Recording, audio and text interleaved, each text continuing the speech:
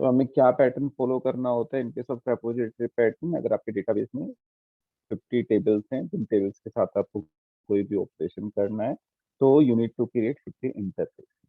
Okay, जैसे student table है तो उसके लिए यू विल क्रिएट एक इंटरफेस और उसकी इंटरफेस की कॉन्फ्लिक्ट इम्प्लीमेंटेशन, एक conflict class you will create.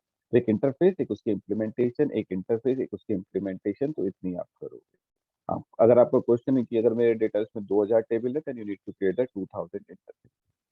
Okay, अगर उन टेबल्स के साथ आपको अपनी एप्लीकेशन से कुछ भी ऑपरेशन परफॉर्म करना है तो लेट्स से कि हमारे डेटाबेस में एक स्टूडेंट नाम की टेबल थी, इसके लिए मैंने क्या किया, एक इंटरफेस क्रिएट किया था।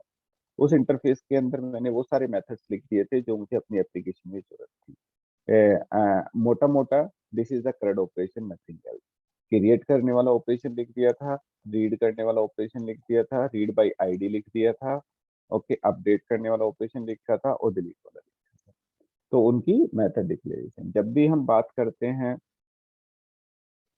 इंटरफेस की, तो इंटरफेस के अंदर केवल और केवल मेथड की डिक्लेरेशन जाती है। We can't define the methods inside the interface. जो भी क्लास इसको इम्प्लीमेंट करेगी उस क्लास की रेस्पॉन्सिबिलिटी है इसको इम्प्लीमेंट करना, इसको डिफाइन करना इन सारे मेथड्स को।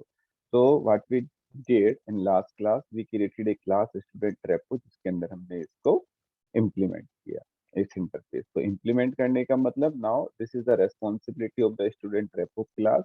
I need to define all the methods which I have in my iStudent repo interface.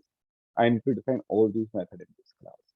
तो मैंने वो सारे मेथड यहाँ पे डिफाइन कर दिए जो कि मेरे ऊपर थे, डिलीट, अपडेट, गेट, जो भी कुछ था। ओके, तो उसमें से हमने केवल एक इसकी डेफिनेशन दी, ओके, कि क्रिएट करने के लिए कि कोई भी अगर इस मेथड को कॉल करेगा उसको केवल टीबीएल स्टूडेंट पास करने की जरूरत है, ये उसको डेटाबेस में सेव करा देगा। हमने गेट ऑल स्टूडेंट की डेफिनेशन दी कि हाँ इसको अगर कोई भी चाहिए तो यहाँ से इसको रीड करा देगा। इसी तरह से गेट स्टूडेंट बाय आईडी की डेफिनेशन भी आप दे सकते हो।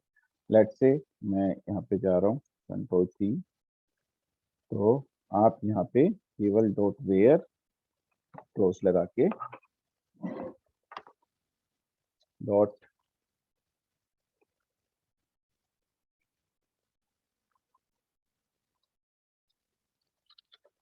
Dot where s dot ID equal to जो ऊपर से आईडी आ रही है, और इसको आपको सिंगल और डिफॉल्ट कर देना। सिंगल और डिफॉल्ट हम क्यों यूज करते हैं कि अगर आपका, मैं दोबारा से बता रहा हूँ, पिछली क्लास में भी बताया था और कई बार हम इसको डिस्कस कर चुके हैं, इसलिए बार बार बता रहा हूँ कि आपको याद रहे, पूछ लिया जा सकता है कि इतना अगर आपका मल्टीपल डेटा रिटर्न कर भी रहा है, ओके, ये आपको पता है कि आईडी इज द प्राइमरी की, लेकिन उसको नहीं पता है, वो तो एक मान के चल रहा है कॉलम के बेस पे फिल्टर कर दो। तो हो सकता है इतना अगर मल्टीपल डेटा रिटर्न भी करेगा तो उसकी सबसे टॉप वाली रो सिंगल और डिफॉल्ट आपको रिटर्न कर देगा। मैंने जब सिंगल और डिफॉल्ट बताया था तो आपको एक क्वेश्चन भी दिया था कि we have 4 method, single default, first और डिफॉल्ट, सिंगल एंड फर्स्ट। इन चारों मेथड में आपको एक बार डिफरेंस देख लेना है कि क्या डिफरेंस होता है, कभी कभी इंटरव्यू में पूछ लिया जा सकता है। तो ये 4 मेथड्स अवेलेबल हैं जिससे आप ये चीज फैच कर सकते हो। तो हमने यहाँ से क्या होगा, अगर आप देखो ये क्या रिटर्न करेगा, टीबी स्टूडेंट, और टीबी स्टूडेंट भी हमने यहाँ से रिटर्न करा दिया। ओके, तो ये इसी तरीके से अगर आपको डिलीट करना है तो डिलीट करने के लिए भी पहले आप एक टीबीएल स्टूडेंट निकाल लोगे और फिर कलेक्शन से डिलीट कर, टीबीएल स्टूडेंट टीएस, ये आपको एक टीबीएल स्टूडेंट दे देगा और इसको हम OBJ entity dot TBL students, okay, dot remove. Sir ये हम कंट्रोलर में भी लिख सकते हैं, फिर यहाँ पे कंट्रोल, किस लिए लिखा है यहाँ पे? हाँ, कंट्रोलर में अगर लिखोगे, वही कह रहे कि कंट्रोलर का जो रेस्पॉन्सिबिलिटी होती है वो केवल आपको यूजर एक्शन के अकॉर्डिंग उसको आउटपुट देने की होती है। We should not write all this things in a controller.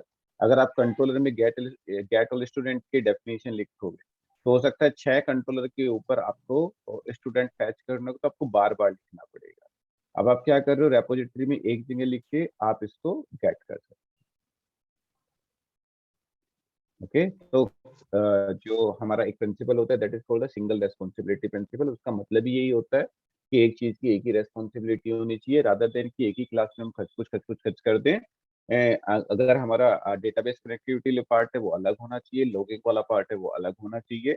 आपको अलग अलग क्लास बना के उनकी रेस्पॉन्सिबिलिटी सेट करनी कि इसका काम केवल ये है। अब रेपोजिटरी का काम केवल डेटाबेस कनेक्टिविटी का है, कि आप इसको डेटा दोगे, डेटाबेस के पास जाएगा, कनेक्ट करेगा, आपको डेटा फैच करेगा। कंट्रोलर का काम क्या है, इससे डेटा लेके केवल व्यू को दिखाना या व्यू से डेटा लेके आपकी रेपोजिटरी को भेजना है। तो अब ये सारा कोड आप अपने कंट्रोलर के अंदर नहीं लिखोगे, यू विल राइट, देखो आपकी मर्जी है, ठीक है। इट्स नॉट कि इसके बिना आपका काम नहीं चलेगा, इससे पहले भी आपका काम चल जाएगा। तो ये एक अच्छी अप्रोच है, और अगर आपको यूज करना है तो कर सकते हो। अगर आपको यूज नहीं करना है तो it's up to you can write सारा कोड इन योर कंट्रोलर, कोई आपको रोक नहीं सकता। ओके, तो एडिट हमने क्या किया, यहाँ पे गए हम, ये हमने रजिस्टर वाला मेथड हमने कॉल कर दिया था स्टूडेंट रेपो का, ये वाला मेथड हमने कॉल कर दिया था। डिलीट वाला मेथड के लिए मैं यहीं पे कोड लिख रहा था, तो यहाँ पे कोड नहीं लिखना। लेट मी कमेंट, कंट्रोल के सी। तो मुझे क्या करना है, एक स्टूडेंट रेपो का ऑब्जेक्ट बनाना है।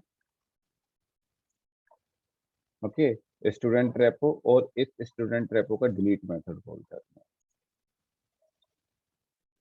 Delete student, what I need to pass, I need to pass the ID. Okay, जो आईडी ऊपर से आए, the same ID I will pass. ये आपको क्या रिटर्न करेगा, ये आपको रिटर्न करेगा, कुछ भी नहीं रिटर्न कर रहा है, तो हमें कुछ चाहिए भी नहीं। तो इसके बाद में डिस्प्ले स्टूडेंट को कॉल कर देगा, आपका डिलीट हो जाएगा। You don't need to write, ये डेटाबेस कनेक्टिविटी वाला पार्ट आपको यहाँ लिखने की जरूरत नहीं। और अभी जो हम ये ऑब्जेक्ट बना रहे हैं ये भी हटा देंगे यहाँ से। ओके, धीरे धीरे हम एक ठीक सा कोड लिखने की कोशिश करेंगे। तो इस तरीके से you can right this code. ये कोड आप यहाँ पे रादर देन की पहले पूरा डेटाबेस कनेक्ट कर रहे थे, अब आपको इतना लिखने की जरूरत है। ये सारी रेस्पॉन्सिबिलिटी डिलीट करने की, गेट करने की आपकी रेपोजिटरी के पास चली गई है। अब आपको कुछ भी कोड लिखना है कि आपको केवल एक्टिव यूजर्स चाहिए, तो विदाउट वेयर करके आप यहाँ पे एक जगह कंडीशन लिखोगे, और पूरे एप्लीकेशन में कहीं भी स्टूडेंट्स की जरूरत है, you will call this rather than writing वो गेट करने वाला पार्ट हर एक कंट्रोलर। तो इसी तरीके से you can right the edit part, उधर जाके एडिट को सेव करने का वो आप लोग ट्राई करना एक बार। तो इस तरीके से हमने क्या किया, एक रेपोजिटरी पैटर्न यहाँ पे लिख दिया। रेपोजिटरी एक क्लास लिख दी, एक इंटरफेस लिख दिया, लेकिन इस पर्टिकुलर रेपोजिटरी पैटर्न में अभी कुछ इश्यूज है। ओके, क्या इश्यूज है, क्योंकि अभी जो हमने लिखा है वो एक प्रॉपर रेपोजिटरी पैटर्न नहीं है। क्योंकि अगर आप देखो, सबसे पहले तो एक सेव चेंजेस मेथड में बार बार कॉल कर रहा हूँ। कहाँ कहाँ कॉल किया मैंने, डिलीट के ऊपर कॉल नहीं किया क्या? डिलीट, हाँ, यहाँ पे भी तो कॉल करना है।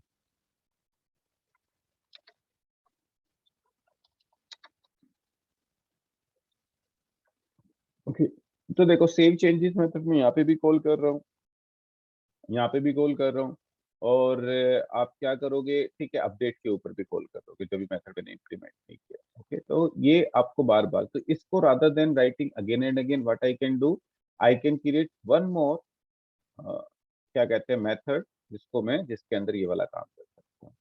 लेकिन उससे भी पहले मुझे क्या काम करना है, मुझे ये ऑब्जेक्ट जो मैं बार बार बना रहा हूँ, यहाँ पे ये ऑब्जेक्ट मैं बार बार बना रहा हूँ, तो ये मुझे बार बार बनाने की जरूरत ना पड़े। पूरे इसके अंदर मुझे एक बारी में ही पूरा ये पर्टिकुलर ऑब्जेक्ट मुझे मिल जाए। तो कैसे करते हैं, पब्लिक, हम एक कंस्ट्रक्टर बना लेते हैं। कंस्ट्रक्टर का क्या नाम होता है, जो आपकी क्लास का नाम होता है, ये हम सी शार्प में पढ़े। ओके, तो सी शार्प में हम लोग ये देखे था, हम लोग नीचे की, भाई म्यूट कर लो यार। ओके, तो ये, तो जैसे ही मेरा कंस्ट्रक्टर लोड होगा तो मैं क्या करूंगा, मतलब इस क्लास का कोई भी ऑब्जेक्ट बनाएगा तो मैं इसके अंदर इसकी एंटिटी का ऑब्जेक्ट, तो now I don't need to create ये चीज, ये कोड और छोटा कर दिया आपने, यहाँ पे भी जरूरत नहीं है। क्योंकि जैसे ही आपके कंस्ट्रक्टर का आप इस क्लास का ऑब्जेक्ट बनाओगे, आपकी इस एंटिटी के अंदर ऑब्जेक्ट आ जाएगा जिसको आप डायरेक्टली यूज कर सकते हो।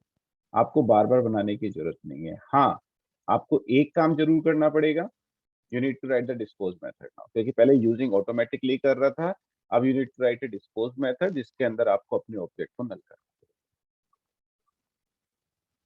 वो आपको करना पड़ेगा। और डिस्पोज मेथड इंप्लीमेंट करने के लिए कौन सा इंटरफेस होता है, आई डिस्पोजेबल इंटरफेस, उसके अंदर डिस्पोज मेथड होता है। ओके, तो वो यूनिट टू इंप्लीमेंट। सो ये हमारे पास इस तरीके से आप कर सकते हो। अब आपको वो वाली जरूरत भी खत्म हो गई। सेव चेंजेस मेथड आप दोबारा से लिख रहे हो, बार बार लिख रहे हो, इसके लिए भी कुछ सॉल्यूशन कर लेते हैं। इसके लिए सॉल्यूशन हमने क्या किया, go to implementation, go to definition, definition, इसके अंदर एक मेथड लिख दिया, वॉइड सेव मेथड लिख दिया, दैट्स इट। इस मेथड को भी we need to implement in our child class, right click, implement interface.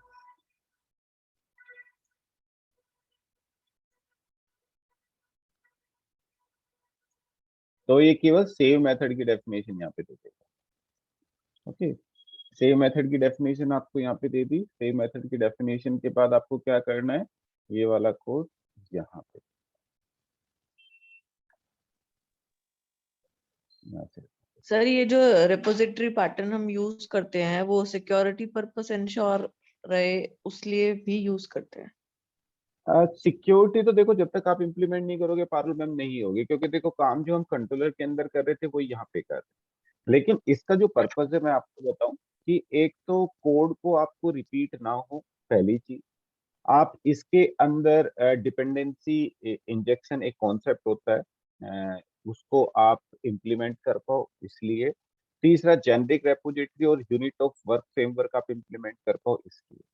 उन सब चीजों के अपने अलग अलग फायदे जो भी हम देखेंगे। अभी के लिए अगर खाली रेपोजिटरी की बात करोगे तो हम क्या कह रहे हैं, हम केवल एक सिंगल रेस्पॉन्सिबिलिटी प्रिंसिपल फॉलो कर रहे हैं, जिसका मतलब ये होता है कि हम अपने कोड को एक जगह ना लिख के इस क्लास के अंदर दे दिया, जिससे ये कोड आपको बार बार रिपीट करने की जरूरत ना पड़े। मतलब पूरे रीयूजेबिलिटी ऑफ कोड इंश्योर हो जाएगी इससे। पूरे प्रोजेक्ट में कहीं भी आपको स्टूडेंट्स की जरूरत है तो आपको ये कोड नहीं लिखना, आपको बस इस क्लास को ऑब्जेक्ट बनाना है, डॉट करके मेथड कॉल करना है, आपको रिटर्न कर देना। पहले आपको वो ठीक है। कोड दोबारा दोबारा से लिखना पड़ता। Okay, okay. तो ये कोड आपको बार बार लिखना पड़ता, तो इसलिए बेसिकली ठीक है हमने लिखा।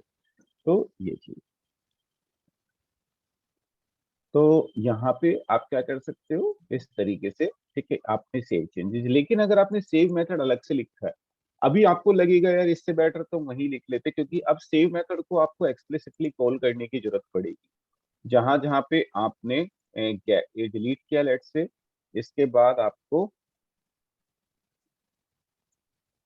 OBJ student repo dot save में, आपको लगेगा थोड़ा सा अटपटा कि मैं बार बार कॉल कर रहा हूँ, तो वही लिख लेता।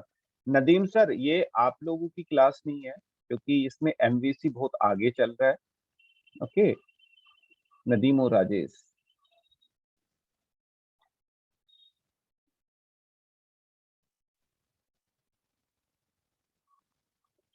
एनीवे आपको ज्वाइन करना है कर लो। तो ये आपको अभी लगेगा, लेकिन अभी थोड़ी देर में आपको ये चीज समझ में आ जाएगी इसका फायदा क्या है। आपने कई बार देखा होगा, ओहो कंट्रोल सेट यहाँ पे नहीं, हमने कहा एक तो डिलीट करने में, एक यहाँ रजिस्टर के टाइम पे होने के बाद। आपने कई बार शायद ऐसी चीजें परफॉर्म की हो, या जिसने नहीं किया तो मैं आपको एक एग्जांपल देता हूँ। Let's say you have student and you have address. Okay, आप स्टूडेंट को एक टेबल में स्टोर करा रहे हो, उसके एड्रेस को एक दूसरे टेबल में स्टोर करा रहे हो। एड्रेस को दूसरे टेबल में स्टोर करने का मतलब कि एक एक बंदे के कई सारे एड्रेस हैं, घर का एड्रेस, ऑफिस का एड्रेस, बाहर का एड्रेस। तो रादर देन कि एक ही टेबल में आप सारे एड्रेस और एड्रेस स्टोर करा रहे हो, आपने टेबल दोनों अलग अलग ले लिए, एक एड्रेस टेबल ले लिए, स्टूडेंट टेबल। लेकिन जब स्टूडेंट सेव कर रहे हो तो आप पहले स्टूडेंट सेव कर रहे हो, फिर स्टूडेंट की आईडी निकाल रहे हो, फिर उस आईडी के बेस पे एड्रेस सेव कर रहे हो, और आप चाहते हो अगर दोनों टेबल में रिकॉर्ड गया है तभी सेव हो, अदरवाइज वो roll back. Correct Dinesh sir, ऐसी सिचुएशन आप लोग जो काम करते हैं उन्होंने फेस की होगी, दो टेबल में अगर यस सेव हो यस रहा सर। है तो ना रोल बैक। तो वही चीज हम इंप्लीमेंट करेंगे अगर आपने सेव मेथड डायरेक्टली इसके अंदर लिख दिया, इसके अंदर स्टूडेंट रेपो आपने अगर डायरेक्टली यहाँ पे लिख दिया तो वो एकदम सेव हो जाएगा। सेव मेथड को अलग से इसलिए लिखते हैं कि आप अगर इसमें या दूसरे टेबल में सेव हो गया then you will finally call the save method बाहर से, अदरवाइज जब तक आप ये सेव मेथड कॉल नहीं करोगे तो डेटाबेस में जाके क्रिएट नहीं होगी। ओके, तो इसलिए हम अलग से लिख रहे हैं, उसको इम्प्लीमेंट भी करेंगे। ओके, तो अभी के लिए अलग से लिख के हमने यहाँ पे कर दिया। दूसरी चीज हमने एक चीज और देखी थी जब हम सी शार्प कवर कर रहे थे और इंटरफेस कवर कर रहे थे कि अभी हमने क्या किया है, हमने स्टूडेंट रेपो का ऑब्जेक्ट बनाया इस क्लास का, हम इसको ऐसे भी बना सकते हैं I student repo.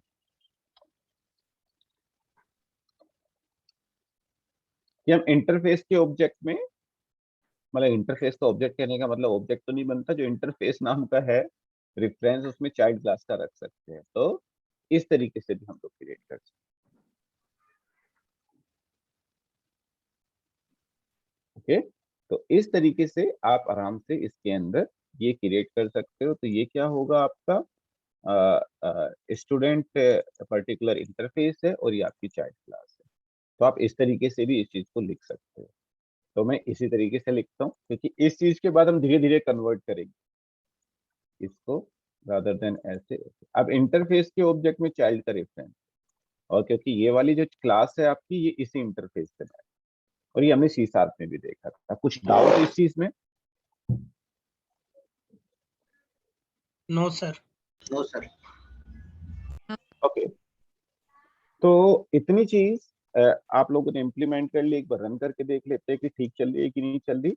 Then we will implement the dependency.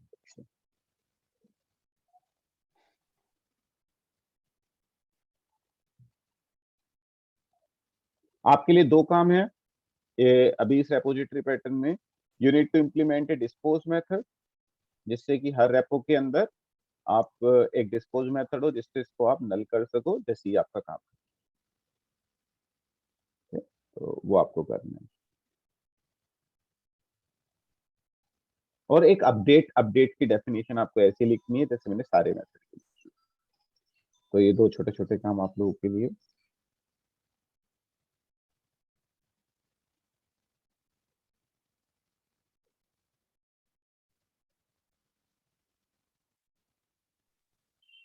Sir अनुशील ने चैट में कुछ डाल रखी है क्वेरी। सिंगल और डिफॉल्ट वर्सेस फर्स्ट और डिफॉल्ट। Yes Anusheel sir.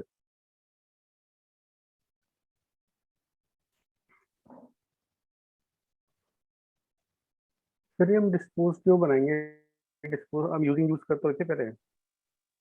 हाँ लेकिन अब यूजिंग नहीं कर रहे ना, अब नहीं हमने वही मैं इसमें पूछा हूँ, query use मैं वही पूछना चाह रहा हूँ लाइक अब यूजिंग के अगेंस्ट हम डिस्पोज ले जा रहे हैं, तो मतलब दोनों में डिफरेंस क्या आएगा और क्यों इम्पोर्टेंट है उस तरह से करना?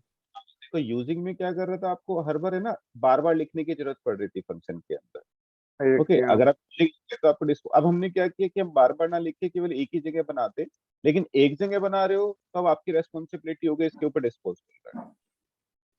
मतलब वो बार बार नहीं करनी पड़ेगी, अपने आप ऑटोमेटिकली हो जाएगा वो। करेक्ट, वो अपने आप। देखो पहले यूजिंग के अंदर क्योंकि लेकिन हमें बार बार लिखने की जरूरत पड़ रही थी, या तो आप ऐसा करो कि बार बार लिखो, which is not a good practice. Okay, मैं लिखने को तो आप लिख सकते हो, हर बार जब आप जाओगे डिस्प्ले एक आपका क्या क्या कनेक्शन बनेगा, फिर आपका कनेक्शन डिस्पोज होगा। हमने क्या कहा कि जैसे आप इसको ऑब्जेक्ट बनाओगे आपका कनेक्शन ऑटोमेटिकली बन जाएगा, आपको बार बार लिखने की जरूरत नहीं है, बट बनेगा तो you need to call the disposer, क्योंकि अब डिस्पोज नहीं बचा। सर ओके, इसमें डिस्पोज।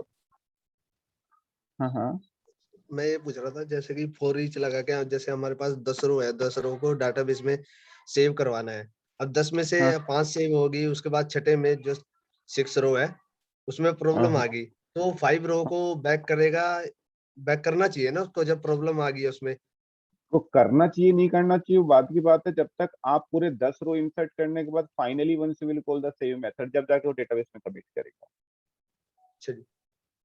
अगर आपने सेव मेथड इसलिए अलग से लिखा, अगर आपने सेव मेथड को डायरेक्टली यहाँ पे लिख दिया होता क्रिएट करते हुए तो पहली रो कमिट हो जाती, फिर वो रोल बैक नहीं होती। अब आपके पास तरीका है कि फाइनली जब आपका 10 रो चल गया उसमें कोई एक्सेप्शन नहीं आई तो finally you can call the save method, तो 10 की 10 को कमिट करेगा वरना रोल बैक।